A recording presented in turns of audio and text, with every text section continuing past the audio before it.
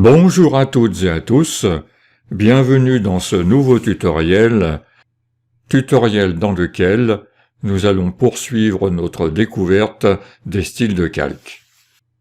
Dans le dernier tutoriel, j'ai traité du style de calque biseautage et estampage et du style de calque contour. Dans ce tutoriel, nous allons nous intéresser au style de calque ombre interne et au style de calque lueur interne.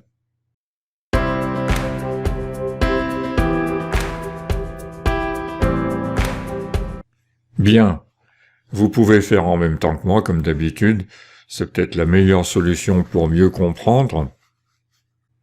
Donc j'ai défini un arrière-plan au format A4 que j'ai rempli avec un joli vert. Cette fois, je vais tracer une forme vectorielle encore, mais cette fois je vais prendre la forme vectorielle ellipse.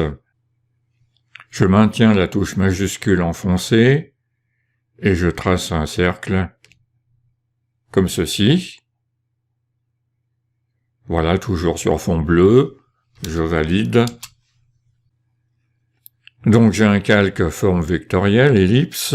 Sur ce calque, je vais appliquer un style de calque. Alors, j'appuie sur l'icône FX en bas de mon panneau de calque et je clique sur ombre interne.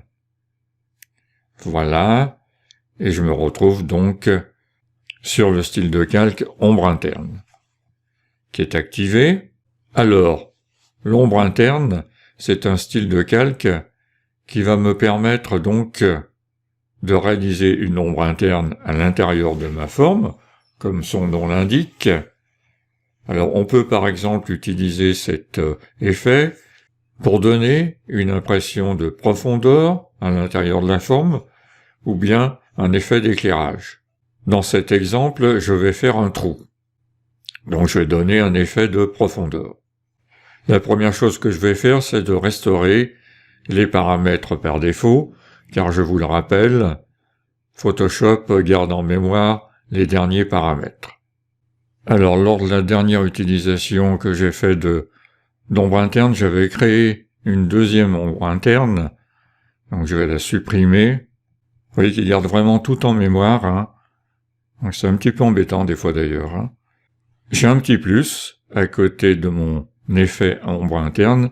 Ça veut dire que comme pour le contour, je peux en créer plusieurs et je peux créer 10 ombres internes pour la même forme. Alors, nous constatons qu'il y a deux séries de paramètres, des paramètres inhérents à la structure qui vont permettre de modeler notre ombre interne et des paramètres qui concernent la qualité de cette ombre interne. Alors nous allons commencer par examiner les paramètres de la partie structure.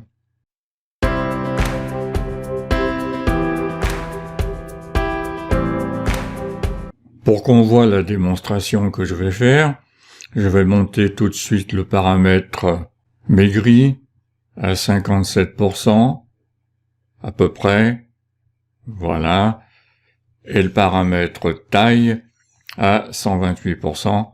Et voyez, on commence à voir apparaître l'ombre. Voilà, à peu près aussi, hein. Donc on commence à voir apparaître l'ombre à l'intérieur de notre cercle. Alors le premier paramètre, c'est le mode de fusion, qui par défaut est en mode produit, mais bien évidemment, vous avez accès à tous les modes de fusion qui sont présents dans Photoshop. À côté, vous avez la couleur, qui par défaut est en noir. Elle vous permet de définir la couleur de votre ombre. Là, on va peut-être pas la laisser en noir, c'est pas une obligation. Je vais prendre un bleu foncé, quasiment un bleu marine, comme ceci, peut-être un peu plus fort, voilà. Et je vais laisser en mode produit, c'est encore ce qui va le mieux pour ce que je vais faire. En dessous, vous avez un paramètre qui concerne l'opacité de l'ombre. Par défaut, c'est à 35%. Alors, on va la rendre, vous voyez, plus ou moins présente. Alors, il faut pas trop en faire quand même. Autrement, les bords vont être un petit peu trop nets. On va quand même la monter un petit peu pour qu'on la voit vers les 70%. Voilà. Ensuite, vous avez un paramètre, même deux paramètres, angle et utiliser l'éclairage global. Donc ça concerne la direction de l'éclairage. Alors je vous renvoie à mon tutoriel précédent sur biseautage, où je vous ai expliqué précisément à quoi servait l'éclairage global. Là, on va le laisser cocher, et on va mettre un angle, on va peut-être le laisser à 133 degrés. Alors pareil, ça se règle avec la souris, ou bien en rentrant directement la valeur. Je vais laisser la direction de l'éclairage comme ceci. Voilà, 137 degrés. Et je laisse cocher, utiliser l'éclairage global. Je vous rappelle que si j'ai plusieurs objets dans mon document, l'éclairage sera le même pour tous les objets. Ensuite, nous trouvons la distance. C'est la distance de l'ombre par rapport à mon objet. Donc par défaut, elle est à 3%, elle n'est pas à 0. 3 pixels, ce sont des pixels, hein, excusez-moi. On va monter un petit peu cette distance. Et vous voyez, l'ombre va bouger également en fonction de l'angle, donc de l'éclairage. Ce sont deux paramètres, en fait, qui sont liés au niveau du réglage de votre ombre. Hein. Alors, vous avez quelque chose de très pratique, c'est que vous pouvez régler finement l'angle et la distance à travers l'outil déplacement qui est pris par défaut. C'est indiqué dans les options. Cliquez et faites glisser pour repositionner l'effet.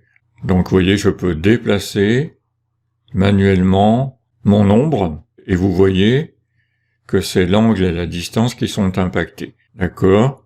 On va rester sur quelque chose d'à peu près comme ceci. Alors moi, je vous conseille d'utiliser plutôt cette méthode. C'est très visuel, c'est très pratique, plutôt que de vous embêter à régler l'angle, c'est-à-dire l'éclairage et la distance. En dessous, on trouve deux paramètres, maigri et taille, qui sont aussi intimement liés dans leur réglage. Alors, je vais mettre maigri à 0%, et vous voyez que j'ai une ombre complètement amincie, et si je la mets à 100%, on voit des contours nets. Donc ça, c'est pas satisfaisant. Donc maigri va concerner plutôt la dureté du contour. Alors la taille, si je la mets à 0, vous voyez, j'ai des contours nets. Et plus je vais l'agrandir en pixels, plus les contours vont devenir flous. Donc on va sur un dégradé du net au flou. C'est peut-être bien comme ça qu'on va simuler un trou, hein. L'ombre va se diluer en fonction de la profondeur. Ça, c'est peut-être plus crédible. Mais si je bouge maigri, vous voyez, ça change les choses également. Donc il faut trouver un compromis entre ces deux réglages. Alors je vais peut-être prendre une taille un peu moins forte, quand même assez costaud. Voilà. Et maigri, je vais le monter un petit peu, là. Peut-être pas tant, parce que ça me fait des bords trop nets. Je vais augmenter la taille. Là, ça me paraît mieux. Voilà. Comme ceci.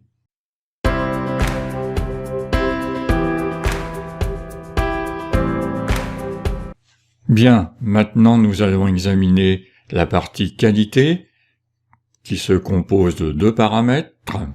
Dans la qualité, nous trouvons un premier paramètre qui concerne le contour. Donc c'est le profil du contour de notre ombre. Alors je vous renvoie à mon tutoriel précédent sur le biseautage et l'estampage. C'est exactement la même chose. Alors vous pouvez choisir un contour dans les contours prédéfinis, en affichant la liste déroulante, ou bien en cliquant sur le contour, vous pouvez le faire manuellement. Je reviens pas là-dessus. Je vous avais présenté précisément la courbe de transfert. Donc là, on va prendre un contour prédéfini. Je vais prendre celui que j'avais créé, peut-être. Non, il est peut-être pas terrible. Je vais prendre le deuxième, voilà, comme ceci. Et puis, on peut le lisser ou pas. Donc, le lissage n'intervient pas sur tous les modèles de contours, hein. Alors, je pense qu'avec ce profil j'ai bien ce que je voudrais représenter. Alors si vous vous référez au tutoriel précédent, je vous rappelle que je prends la peine de faire des tables de matière dans mes tutoriels, donc vous pouvez directement accéder à ce paramètre de contour. Voilà. Le paramètre suivant, c'est le bruit. Donc c'est du bruit numérique. Je peux ajouter du bruit numérique dans mon ombre. Alors je vous montre, par défaut il n'y en a pas. Et plus j'augmente, plus vous voyez, plus il y a du bruit numérique. Donc c'est pas très beau quand on est à fond, même quand on est sur des valeurs faibles. Moi je vous conseille d'en mettre un tout petit peu. Voilà, pas plus que ça. Peut-être même un petit peu moins. Voilà, 8%. Vous voyez, ça suffit. Ça donne quelque chose d'un peu plus crédible. Je trouve que ce bruit numérique, qu'on s'empresse d'enlever quand on développe une photo, hein, mais en l'occurrence, là, ça donne quelque chose d'un peu plus crédible, notamment en impression. Voilà. Donc notre trou commence à prendre forme, si je puis dire. On commence à se rendre compte que c'est un trou, mais ça peut être aussi une sphère qui est en relief. Donc il va falloir trouver un moyen de bien montrer que c'est un trou. Pour ce faire, on va ajouter un autre style de calque que vous connaissez, c'est le biseautage et l'estampage. Nous allons donc ajouter un effet de biseautage et d'estampage. J'active le style de calque et je clique sur biseautage et estampage. Alors on retrouve les derniers paramètres utilisés, on va se débrouiller avec ça. Je vais faire un biseau externe plutôt, comme ceci. Vous voyez, ça commence à bien accentuer l'effet de trou. Technique, on va laisser lisse. Si je mets un ciselage, non, ça va pas. On va laisser lisse. La profondeur, on va laisser comme ça, à 188%. L'éclairage, on va le faire arriver par le bas. La taille de mon biseautage, je vais la laisser un petit peu faible. Oui, 68, c'était bien en fait. Et on va faire un flou qui n'a pas tellement d'impact sur ce type de biseau externe. On va le laisser comme ça sur 7 pixels. L'angle de l'éclairage et l'élévation. Alors l'élévation, ça irait là. Et le reste, je vais pas y toucher, ça va bien. Voilà, déjà c'est plus intéressant. Bien, je vais rajouter une ombre interne. Vous voyez, pour que vers le centre, l'ombre devienne plus large et de plus en plus diluée, comme je vous expliquais. Je clique sur plus. Voilà, une deuxième ombre interne que je vais paramétrer de la manière suivante. On va mettre une opacité un peu plus forte peut-être. Ceci. Je vais peut-être changer de couleur. On va voir ce que ça donne. Aller sur les rouges-bleus comme ceci. La distance, on va la réduire. Je vais la mettre à 12, 13, 10, quelque chose comme ça. Alors maintenant, le plus délicat, c'est maigri et taille. Alors la taille, il faut que je la réduise. Et maigri. Bon, là, je vais retravailler l'ombre interne du dessus. Je vais augmenter la distance, comme ceci. Augmenter un peu le maigri. Alors la taille, on va la mettre à fond. Voilà. Je reprends l'autre ombre interne. Et je vais mettre la distance à 0, ce sera mieux. Voilà, faut y aller un petit peu doucement. Voilà, vous voyez, il faut essayer de jouer sur les paramètres. Donc je vais pas aller plus loin dans ce tutoriel, mais vous pouvez vous amuser. On peut faire mieux. Mais là déjà, on se rend bien compte que c'est un trou. Voilà pour l'ombre interne. Donc ça, c'était un exemple parmi tant d'autres. Vous pouvez appliquer des ombres internes pour bien d'autres utilisations. Mais là, vous voyez, c'était un moyen simple de faire un creux, un trou. Voilà, maintenant nous allons voir le style de calque suivant, c'est la lueur interne. Alors n'oublions pas de valider quand on a fini de travailler.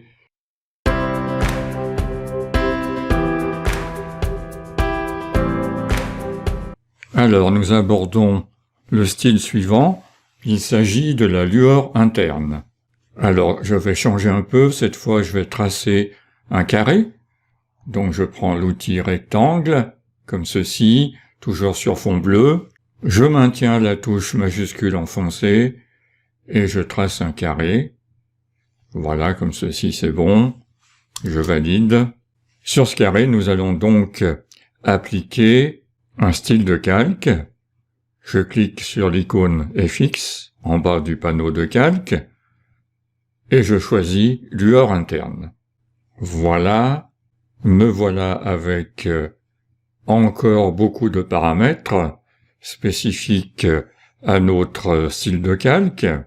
Première chose, je restaure les paramètres par défaut, comme ceci. Alors avec ce style de calque, on va pouvoir simuler une lumière qui est émise soit à partir du centre de ma forme, soit à partir des contours de ma forme. Là, on va faire une lumière à partir des contours de la forme, donc une lumière interne à l'objet, nous sommes bien d'accord. Pour ce faire, je dispose de tous ces paramètres. Alors, vous remarquerez qu'il n'y a pas de petit plus à côté de ce style de calque, ça veut dire que je peux en faire qu'un seul. Nous constatons qu'il y a 3 parties, 3 groupes de paramètres, la structure, les éléments et la qualité. Alors tout d'abord, pour qu'on voit quelque chose sur les premiers paramètres, je vais forcer mes grilles sur une certaine valeur, à peu près 34, et la taille je vais l'augmenter, comme ceci. Comme ça on commence à voir apparaître la lueur, vous voyez, à l'intérieur de mon objet, et là c'est à partir des contours.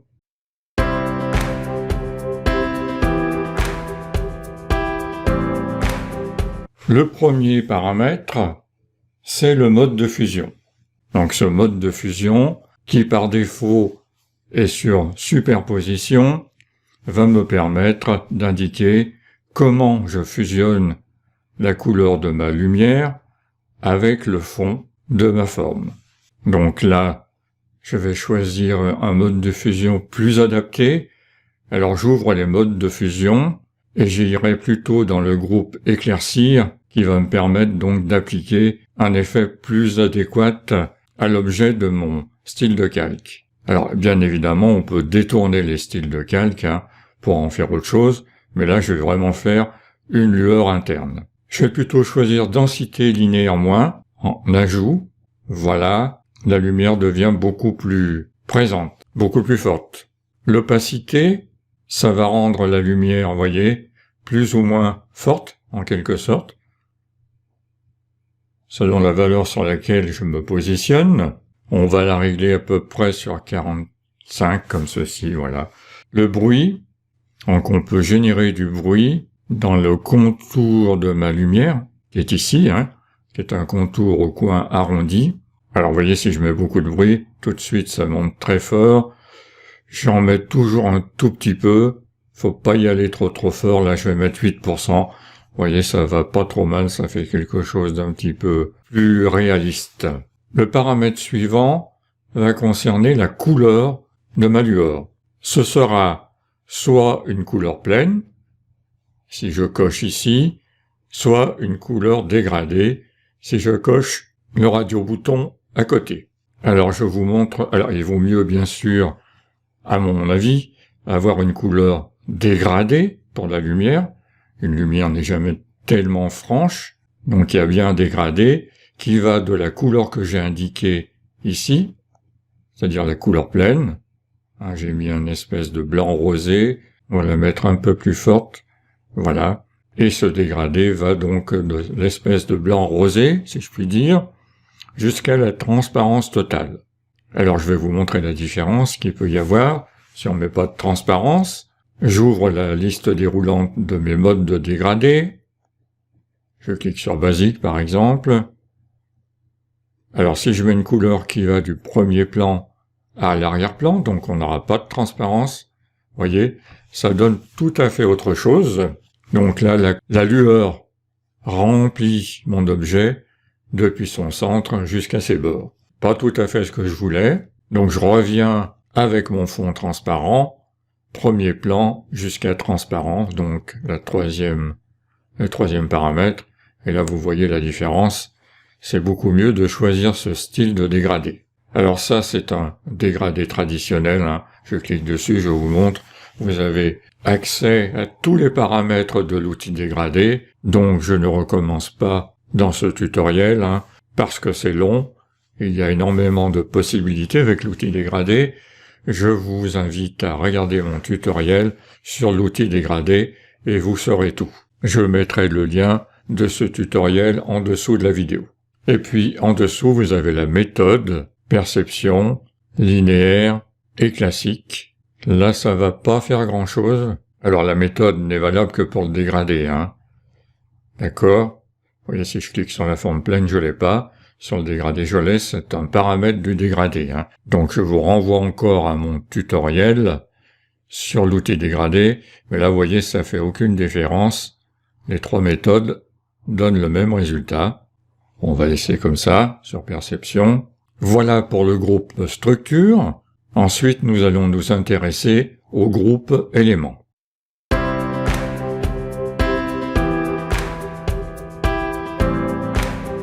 Alors, le premier paramètre du groupe éléments concerne la technique. Si j'ouvre la liste déroulante, il y a deux techniques, plus tamisée et précise. Alors, je vous montre la différence. Plus tamisé, ça donne ceci, sur la lueur, Et précise, ça va donner autre chose. Vous voyez, les coins ne sont pas arrondis, et la lueur fait précisément, comme son nom l'indique, la taille que j'ai indiquée ici. Vous voyez, si je bouge la taille, la lueur bouge aussi. D'accord? Donc de 0 jusqu'à 250 pixels. Là, on va rester sur les valeurs que j'avais à peu près prises. Et je vais plutôt choisir plus tamisé. Je trouve que c'est plus doux. Les coins arrondis sont plus sympas. Voilà. Ensuite, on trouve la source. Là, il y a deux paramètres, soit centre, soit contour. Alors, si je me positionne sur centre, la lumière est donc émise à partir du centre de ma forme, et vous voyez, les contours sont ignorés. Si je choisis contour, la lumière est émise sur les contours uniquement, et le centre de la forme est ignoré. Donc c'est donc l'inverse. Je vais rester sur contour. Le paramètre suivant, c'est maigri. Alors pour vous montrer ce que ça donne, je le positionne sur 0, et là vous voyez, la lueur est très diffuse au niveau de son bord, et si je vais à fond, sur 100, là la lumière est beaucoup plus dure. Vous voyez, ça fait un cadre, ça fait même pas un effet de lumière. Donc il faut trouver une valeur qui correspond à peu près à ce que je veux rendre. Voilà, comme ceci. 22, c'est en pourcentage. La taille, ensuite, c'est la taille de la lueur, tout simplement. Vous voyez, plus j'augmente la taille, plus ma lueur est importante sur les contours. Je suis sur le contour. On va faire comme ceci. Alors bien évidemment, les deux paramètres maigri et taille, c'est comme pour l'ombre interne, ils sont interconnectés. C'est-à-dire qu'il faut trouver l'équilibre entre ces deux paramètres, entre la taille et maigri. Donc pour ça, on tâtonne, et on ajuste jusqu'à ce que ça représente ce que l'on souhaite montrer. Voilà pour les paramètres du groupe éléments. Nous allons passer maintenant à la qualité.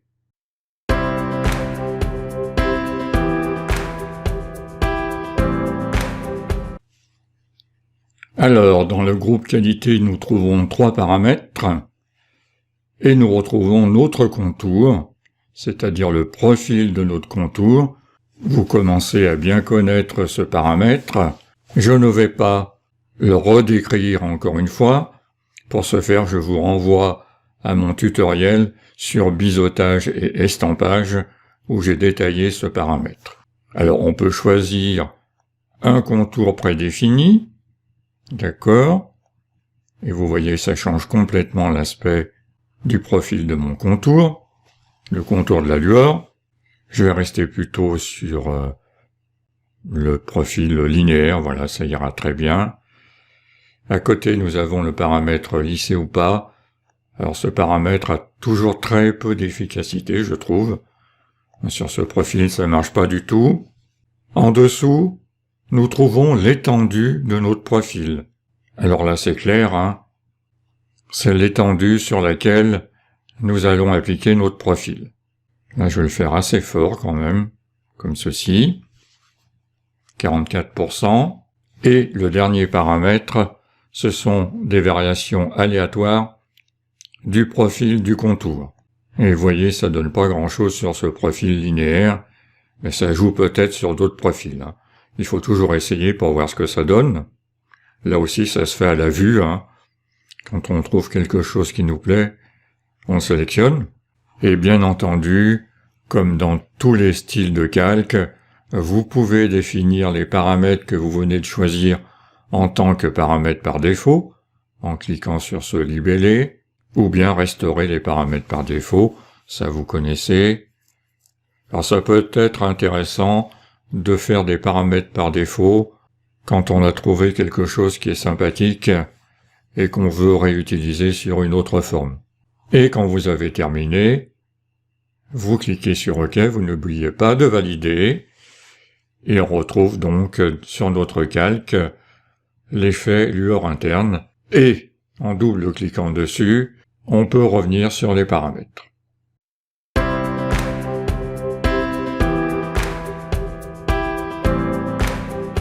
Voilà pour ces deux styles de calque, ombre interne et lueur interne. En résumé, on peut dire que ce sont encore deux effets intéressants. J'ai utilisé l'ombre interne pour faire un trou, pour donner un effet de profondeur à mon objet. Je vous ai indiqué les paramètres un par un pour que vous voyez bien l'impact de chacun.